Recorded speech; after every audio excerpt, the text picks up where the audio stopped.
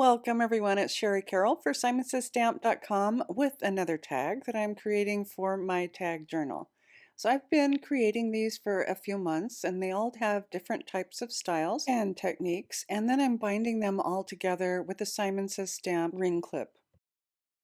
My tags are all cut from the Tim Holtz tag frame die, and for this one I'm using Ranger watercolor paper on the smooth side.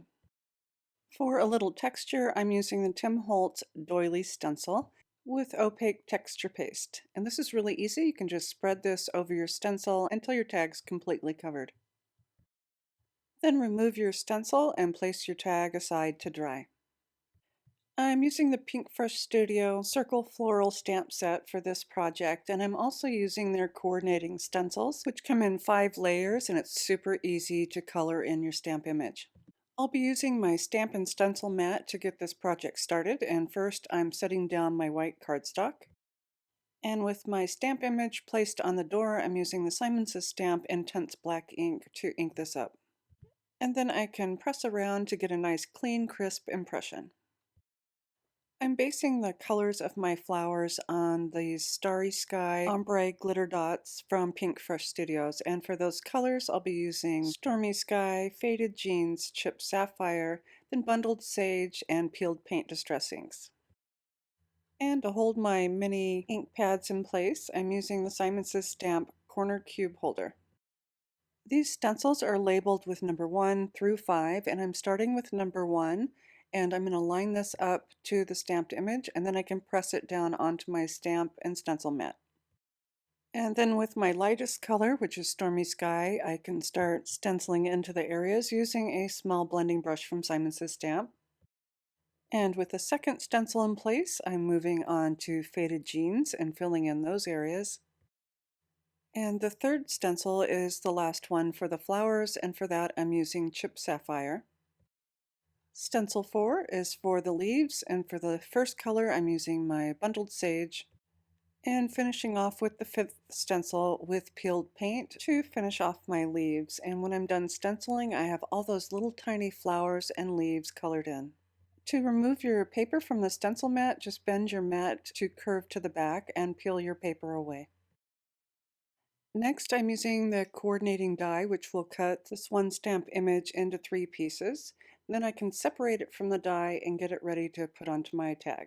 I've cut a circle and my 2 reinforcers from some cardstock from Craft Consortium, and this is Gardener's Delight, and these are double-sided papers that you can choose a color for each side. And I'll be white embossing my message from PinkFresh Studios' Wonderful Sentiments onto the circle. To prep the surface, I'm using the Simon Says Stamp brush powder tool, which helps with any static or oils from my fingers.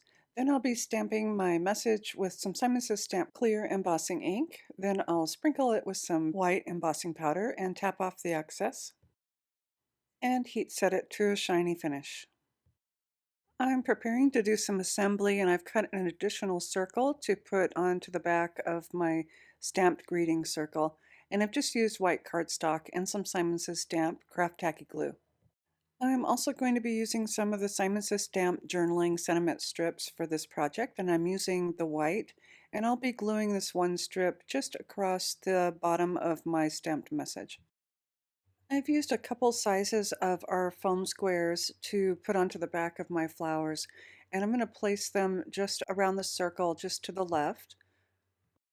And with my top piece in place, I can put some glue on the back of my circle, and then I can affix it to my tag and make sure everything's straight.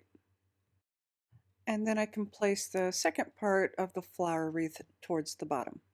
And then I have this little tiny flower that I've put a little 1/4 inch foam square on, and I'll put that just to the left of my Be Brave strip.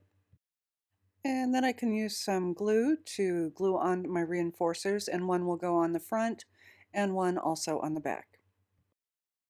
I'll be adding a second sentiment strip to the bottom of my tag, and for that I want to color it in using the matching colors from the flowers.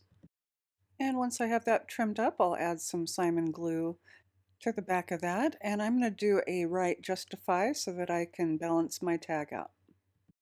And to finish this off, I'm adding some of those glitter drops for a little sparkle and shine. Here's how my finished tag looks. I think it goes really well with the rest of the tags that I've completed. I love the dimension and a little bit of shine and also the texture in the background. These are the rest of the tags that I've created, and I'm going to be hooking this on with our Simon Says Stamp ring clip to keep them all together. I hope you've been following along with my tag journal where I'm doing different techniques and different looks for each of my tags. I do have all my supplies listed in the description box below. And remember that art journaling is your personal art to do whatever you want. And as always, thanks so much for watching. Hi there, I'm Heidi, Simon's mama and founder at simonsaysstamp.com.